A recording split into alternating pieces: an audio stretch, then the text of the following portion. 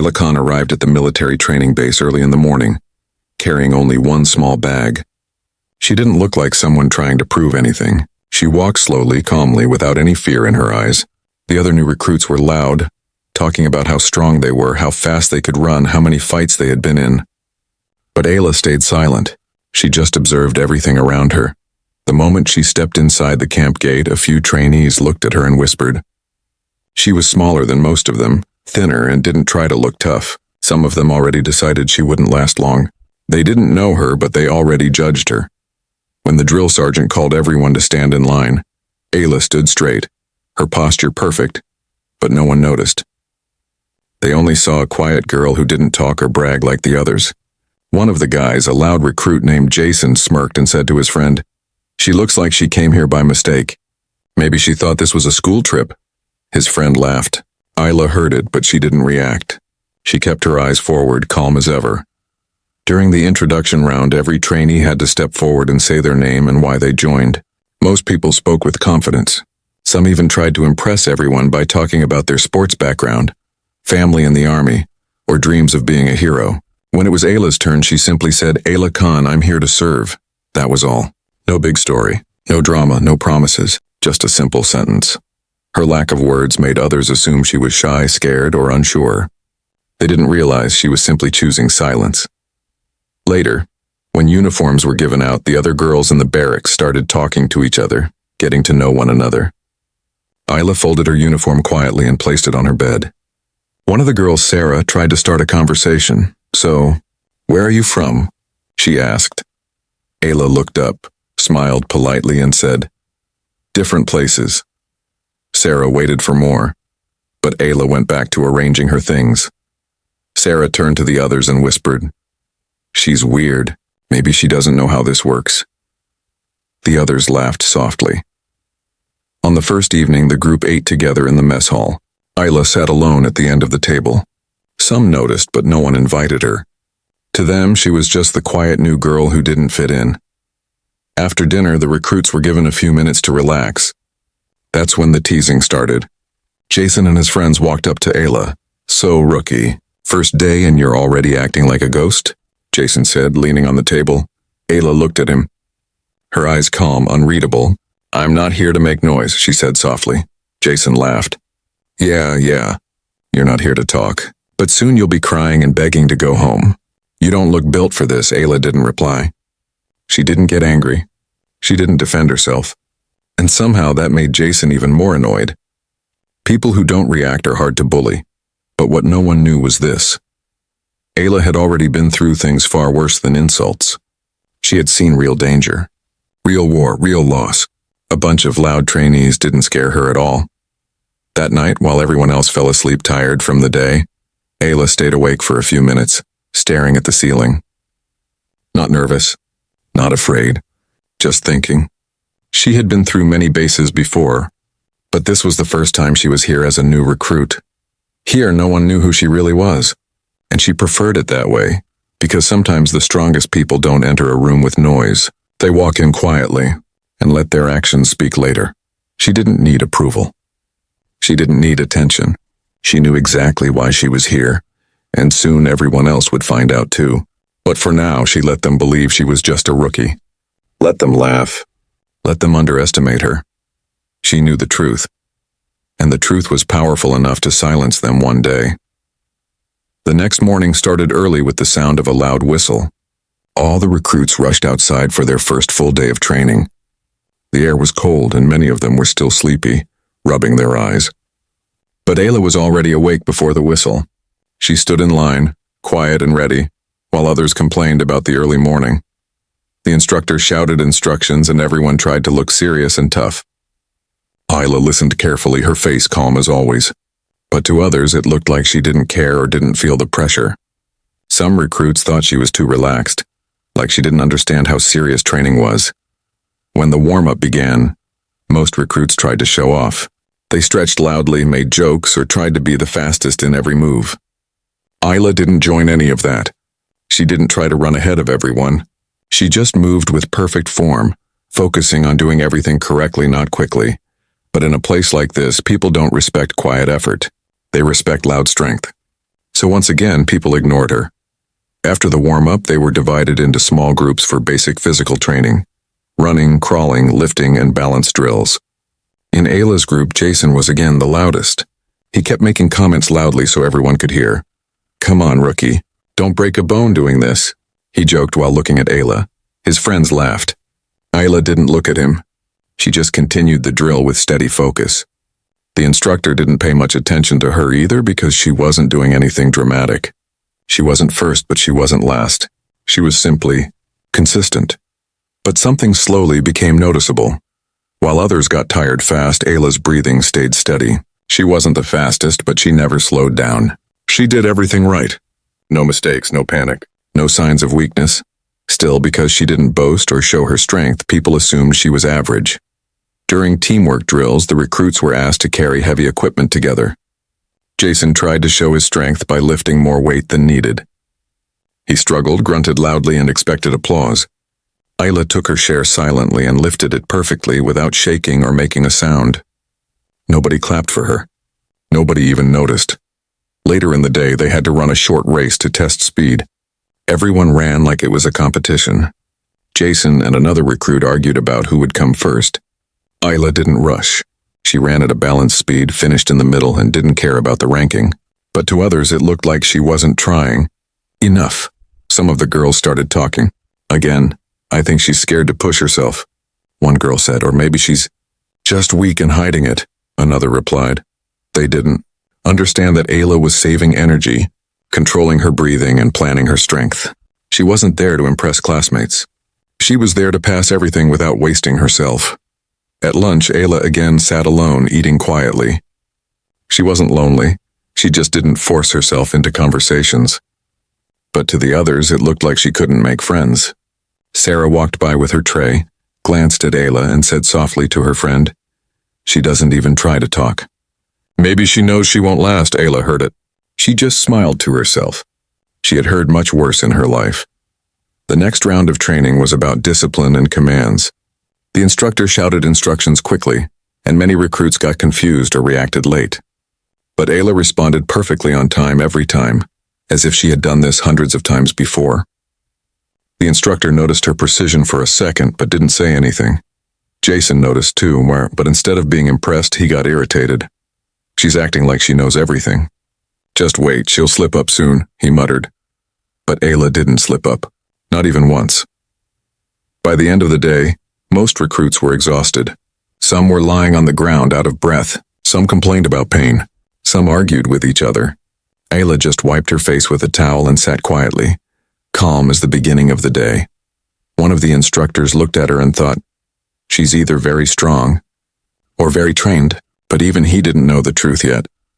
Ayla didn't speak, didn't brag, didn't complain, didn't show off, and that made people think she was weak.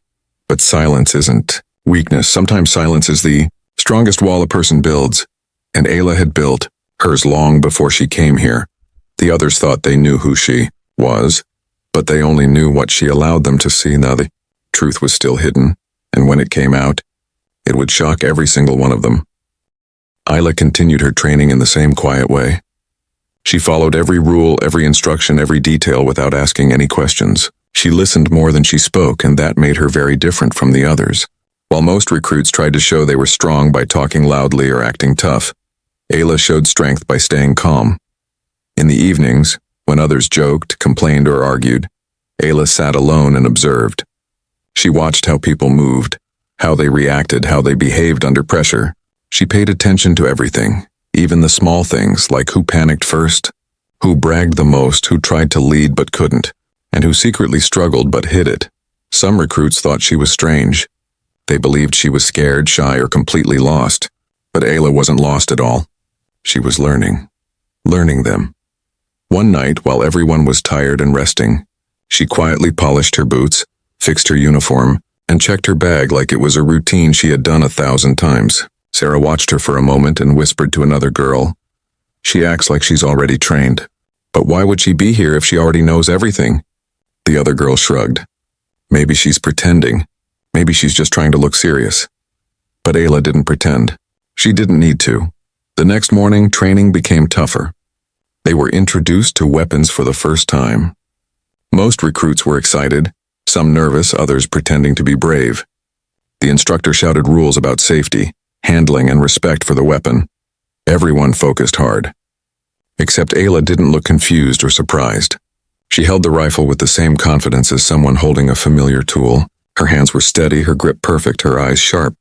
But again, nobody noticed. They assumed she was just copying the instructor. Jason looked at her and laughed. "Don't drop the gun, rookie." "It's not a toy." Ayla didn't react. She didn't look at him. She just continued checking the weapon the way she had been trained years before. When it was time to practice holding and positioning, many recruits struggled. Some held it too low, some too high, some too loosely. The instructor walked around correcting people, adjusting shoulders, elbows, and grip. When he reached Ayla, he didn't touch anything. She was already standing in the exact right position. He stared at her for a moment, confused. Then he moved on without saying a word. Still, nobody around her understood what that meant. Later in the day, they had mental discipline drills. This was not about strength or speed, but about how well a person could stay focused under pressure. The instructor made loud noises, shouted random commands, and tried to confuse them. Most recruits panicked, reacted late, or forgot instructions. Ayla didn't. She stood still, listened, and responded instantly. Her eyes didn't move, her breath didn't shake. She looked like someone who had already been through harder tests. One of the instructors watched her carefully now. He didn't say anything, but he was starting to think, this girl isn't a normal recruit. During break, a few trainees sat together talking about the day. "Man, I'm exhausted. How is she still sitting straight like a robot?" Jason complained. Sarah looked at Ayla from a distance. "She gives me weird vibes. Like she knows what's coming before it happens." Jason laughed. "She's just acting cool. But watch, when the real challenge comes, she'll crack." Sarah wasn't fully convinced. Something didn't add up. But even if they were confused, they still treated her like nothing special. If someone needed help, they didn't ask Ayla. If someone wanted advice, they asked others, not her. If someone bragged, they bragged in front of her, not with her. She remained the outsider, the quiet one. The one nobody trusted, but also the one nobody understood. What they didn't know was that Ayla had once trained soldiers tougher than them. She had been in real missions, in real danger, where a single mistake could cost lives. She had spent years learning silence, patience, and control. So here in this training base, nothing felt difficult. Only familiar, but she didn't show it. She watched. She waited, because sometimes the smartest person in the room is the one who speaks last. And Ayla was waiting for the moment when silence would no longer hide her truth. It would reveal it. The recruits thought she was invisible. But soon, every single one of them would remember her name. The day of the first big physical test finally arrived, and the whole training base felt different. This was not a normal drill. This was the timed obstacle course, the one test that decided who was strong, who was fast, and who was truly ready for the next level. Everyone was nervous except Ayla. She tied her shoelaces, stretched lightly, and stood in line like it was just another morning. The course was not easy. It had walls to climb, mud to crawl through, ropes to swing on, heavy tires to lift, and a final sprint with weights. Most recruits were already panicking before the test even started. Some tried to psych themselves up by shouting. Jason, as usual, was the loudest. "This is it. Watch me destroy this course. Rookie better stay out of the way," he said, looking directly at Ayla. But Ayla didn't answer. She didn't even look at him. She simply observed the whole course in silence, memorizing every step like a soldier who had done this many times before.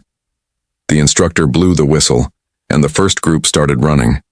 People shouted, slipped, fell, and struggled. Some tried to go too fast and made mistakes. Others wasted energy trying to show off. The instructors watched closely, making notes. When it was Ayla's turn, Jason was in the same group. He smirked, ready to prove he was better. The whistle blew. Jason took off like a rocket, running ahead as fast as he could. The others followed, trying to keep up. Ayla didn't run fast, she ran smart. Her steps were controlled, her breathing steady. She looked like someone who was not racing against the course, but with it. When they reached the first wall, Jason jumped, struggled, and pulled himself up with force. Ayla didn't jump. She used a quick, calculated push, gripped the edge in one move, and climbed smoothly. No wasted energy. No panic.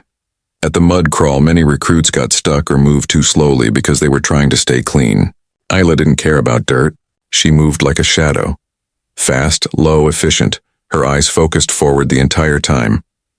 At the rope climb, Jason slipped once, cursed loudly, and tried again with all his strength.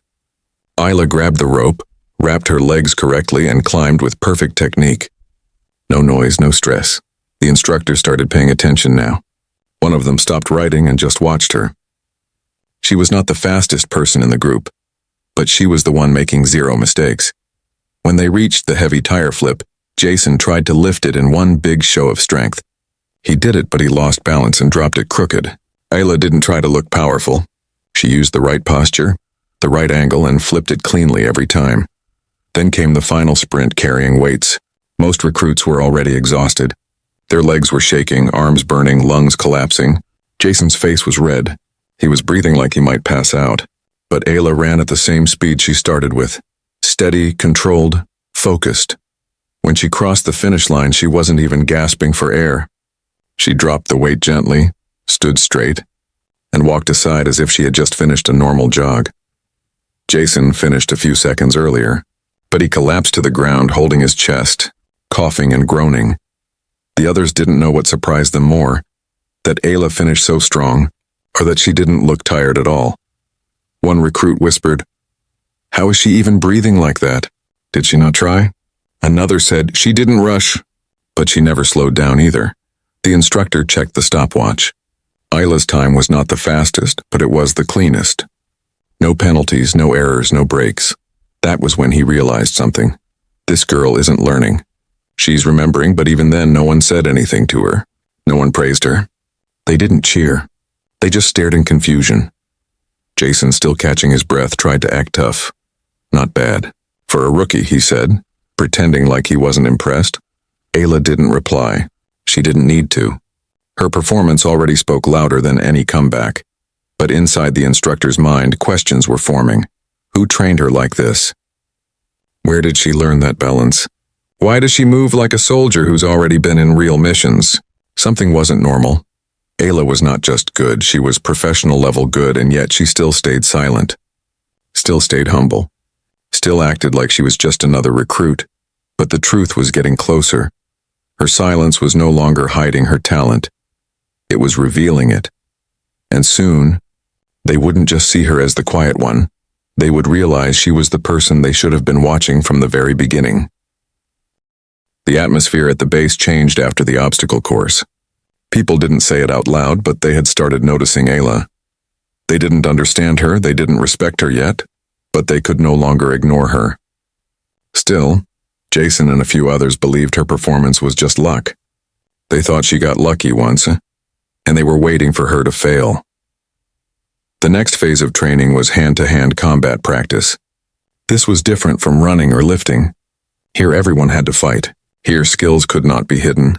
The recruits were told they would be paired and would spar while the rest watched. The goal was not to win, but to show technique, control, and strength.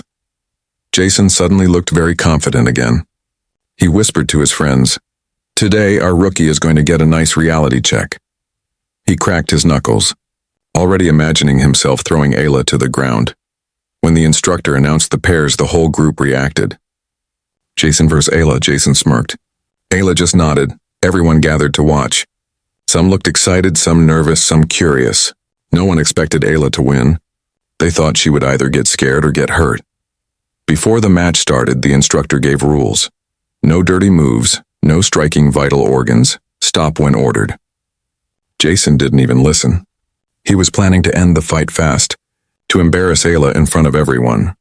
The whistle blew. Jason charged forward immediately, swinging fast and wide, trying to overpower her with speed and force. Ayla didn't attack. She didn't even move backward. She simply watched. Timing, balance, and distance.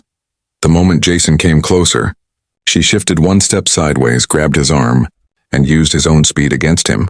In one clean movement, Jason hit the ground. It wasn't loud. It wasn't dramatic. It was perfect. Everyone froze. Jason jumped up fast, angry and red-faced. "Lucky move," he said, and charged again. Same result. He attacked wildly. She didn't punch back. She blocked, redirected, and took him down again. Not using strength, but skill. This time the fall made a sound. Everyone flinched. The instructor, who had been watching silently, now crossed his arms and focused on Ayla. Jason got up again, breathing hard, embarrassed and furious. He attacked one more time, this time trying to grab her by force. Ayla spun, locked his wrist, and in 1 second had him on the floor again, this time with his arm trapped so tight that he couldn't move without pain. Jason finally stopped struggling. The instructor blew the whistle. Match over. Nobody clapped. Not because she didn't deserve it, but because they were shocked. They had never seen someone so calm in a fight, and so precise. Jason got up, red with anger and humiliation. He didn't even look at Ayla. His pride hurt more than his body. Ayla stood straight, didn't smile, didn't celebrate. She simply bowed slightly, the respectful way someone trained in real combat would do. Sarah whispered, "That wasn't normal. She fights like someone trained for real war." Another recruit said, "Jason is strong, but she didn't even try hard, she just controlled him."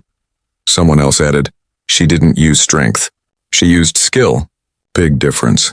The instructor looked at Ayla for a long moment. He knew what he had just witnessed. That was not beginner combat. That was advanced level tactic, used only by people with serious training. But Ayla went back to her place quietly, as if nothing special had happened. She didn't want attention. She wanted to stay invisible, but that was no longer possible. The rumor started the same day. She's not a rookie. She's trained somewhere else. She moves like she's been in real missions. She's hiding something. Jason, now embarrassed, tried to save his ego. She cheated. She knows dirty tricks, he said.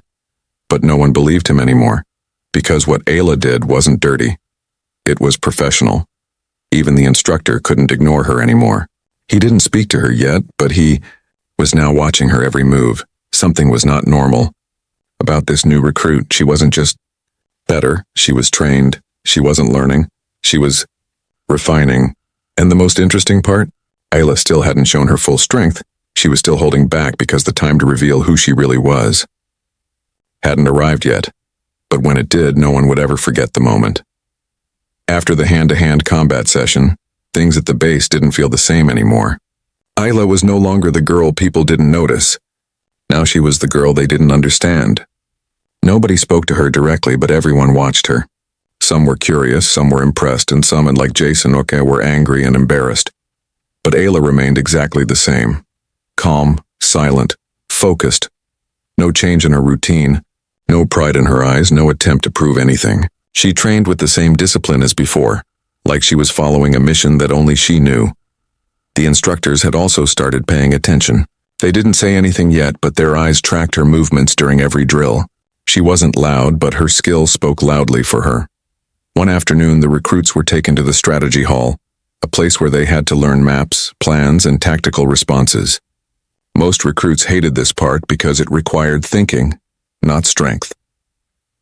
The instructor spread a map on the table and gave a scenario. Your team is trapped in enemy territory. You have low ammo, 1 injured soldier, and 2 exits. Plan a way out. Jason jumped in first, full of confidence.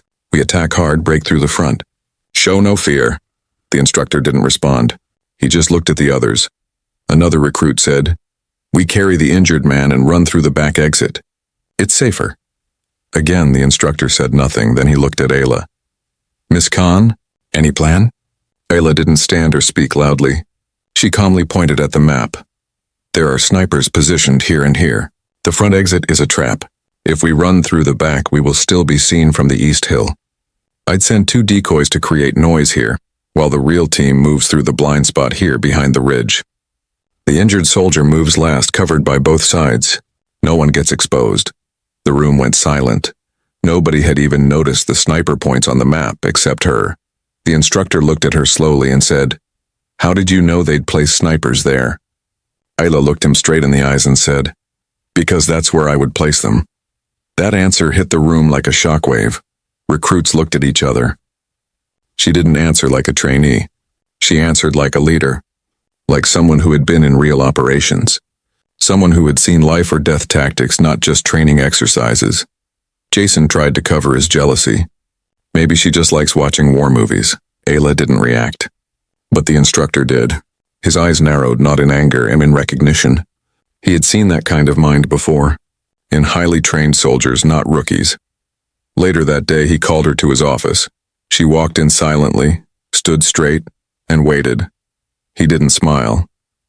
He just opened a file on his desk, a file with her name on it. "Why didn't you tell anyone who you were before joining this training?" he asked. Ayla didn't blink. "Because I wasn't sent here to impress recruits." The instructor froze for a second. "Then why were you sent here?" Ayla stayed silent. The answer wasn't for him. Not yet. He leaned back in his chair and studied her face. "You've done this before. Not training. Real missions. You move like someone who has been in the field." Still, she said nothing. He reached into a drawer, pulled out a paper, and placed it in front of her. "Your name is not new to the system. You were listed under classified division. Restricted access. Why is a covert-level soldier pretending to be a recruit?" Ayla finally spoke, calm as always. "Because sometimes you have to act like a student to see who the real teachers are." That sentence said everything, yet explained nothing. The instructor didn't accuse her. He didn't question her further. He just nodded slowly, like a man who finally understood the truth, but couldn't say it out loud yet. When Ayla left the office, the rumors spread faster than ever. She knows secret tactics. She's been in real missions. She was trained before we even knew what a uniform was. She isn't new, she's undercover. But none of them knew the full truth. They didn't know who she had worked for. They didn't know what she had done. They didn't know why she was here, as a recruit. And the most shocking part, they still didn't know her real rank. That secret was still hidden, but not for much longer. Very soon the entire base would know exactly who they had mocked. And when that moment came, silence wouldn't just enter the room, it would crush every voice that ever laughed at her. The news spread through the base like wildfire. By the next morning, almost everyone knew that the rookie girl they had been ignoring, joking about and judging, was not just a random recruit. She was Captain Aria Hale, one of the youngest officers ever to lead a classified international mission, a woman whose name had been spoken in war rooms but hidden from the public for security reasons. The same people who laughed at her yesterday now struggled to even make eye contact, but Aria didn't walk around expecting respect. She didn't change her tone, her walk, or her behavior. She acted the same way she had on her first day, calm, focused, and professional. That more than anything made people even more uncomfortable. They expected her to show off, to act superior, to make them feel small. But she didn't, she only did her job. And that made them realize how wrong they had been. During the morning briefing, the same officers who once talked over her now waited for her to speak. The same sergeant who had laughed at her during training stood silent with his hands behind his back, eyes fixed forward. Even the senior lieutenant who had once said, "You don't belong here," avoided speaking unless she asked him a direct question. The shift in power was not loud, but it was powerful. When she walked into the strategy room, the atmosphere tensed. No one was joking anymore. No one was relaxed. Everyone watched her, trying to understand who she really was. She held a tablet in one hand and a file in the other, then looked up and simply said, "Let's begin." And just like that, the room obeyed. She gave orders calmly, clearly, and without hesitation. She explained the mission risks, the escape routes, and the backup plans. She didn't speak like someone trying to impress. She spoke like someone who had been in real danger. Someone who knew what failure looked like. Someone who had already saved lives and lost some too. Her voice had the kind of authority that could not be taught. It could only be earned. A few minutes into the briefing, someone finally asked the question that everyone had been holding back. "Ma'am, why didn't you tell us?" Aria paused, looked at the soldier, and said, "Because who I was didn't matter. I wanted to see who you were." The room fell silent. They realized she had been watching them the whole time, not to judge their skills, but to judge their character. She continued, "Rank can be given. Respect must be earned. And I needed to know if I could trust the people beside me when real bullets start flying." Her words hit harder than any lecture could. Some soldiers lowered their heads, not because she was angry, but because she was right. After the meeting, a few of them tried to talk to her, to apologize, to explain. But Aria didn't want apologies. She didn't want anyone to suddenly treat her like a hero. She only wanted teamwork. She wanted discipline. She wanted people who would listen, not because she had a title, but because she had experience. Later that day, while walking across the training yard, Aria saw the same private who had called her the rookie who would slow them down. He froze when he saw her, his face red with embarrassment. She walked right past him without saying a word. But then, after a few steps, she stopped, turned back, and said, "You're better than the way you acted. Prove it." She didn't wait for his reply. She just kept walking. That one sentence, calm, short, and direct, motivated him more than any punishment could have.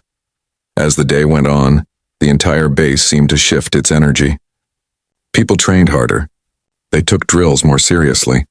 Even the loudest ones stayed quiet when she entered a room. It wasn't fear, it was respect.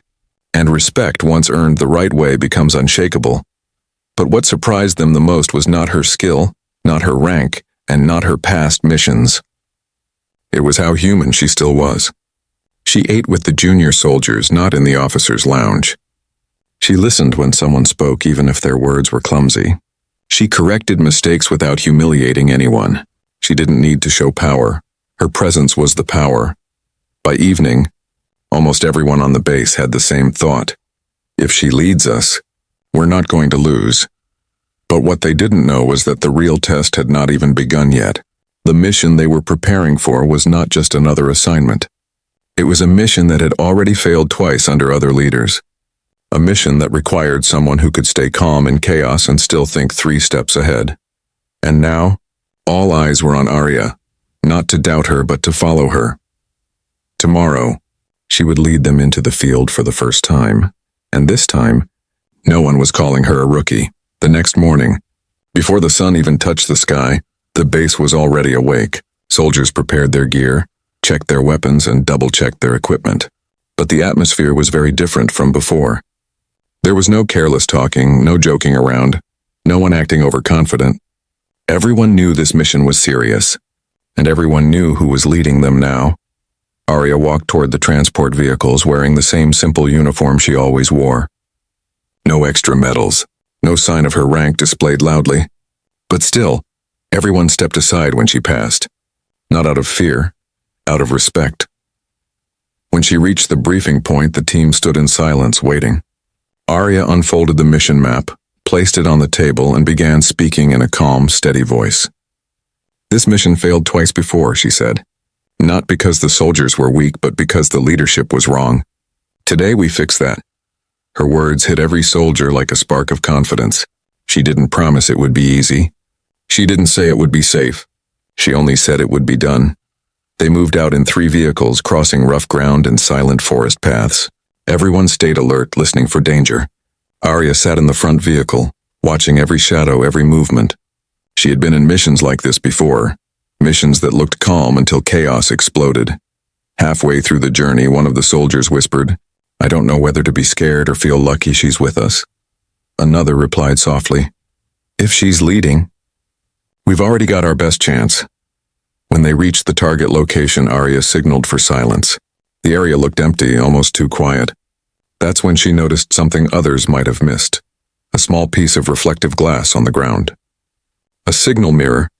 A warning, maybe. She raised her fist and instantly the entire team froze. No one questioned, no one hesitated. They trusted her eyes more than their own, and just seconds later the ambush came. Gunfire burst from the trees. Bullets hit the dirt around them. A less experienced leader might have panicked or ordered them to fire blindly. But Aria stayed calm. She shouted 3 short commands, clear, precise, no wasted words. Cover, split, circle, that was all. The team moved perfectly, like they had practiced it for years, even though it was the first time she was leading them. While the enemy expected chaos, Aria's team moved with control. She took position behind a fallen log, returned fire with sharp aim, and directed each squad based on the enemy's pattern. She didn't shout. She didn't rush. She observed, planned, and acted like someone who had already seen the worst and learned how to survive it.